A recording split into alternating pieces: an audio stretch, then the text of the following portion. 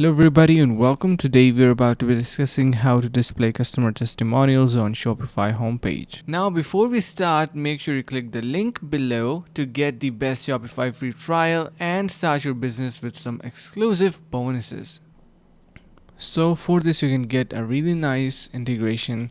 Simply search for testimonials and do that in the Shopify App Store. Once you jump onto that, you will be able to see that we have various different Shopify related testimonial stuff. So you can see slightly testimonial carousel, and you can use these to incorporate different testimonials onto your homepage, and that is going to be really helpful. So make sure to give a try at this one, and also make sure to choose something with a solid rating so you get the best results out of it. And hope this video was helpful. Finally, make sure to click the link in the description below to take advantage of our exclusive Shopify free trial to start your business right away.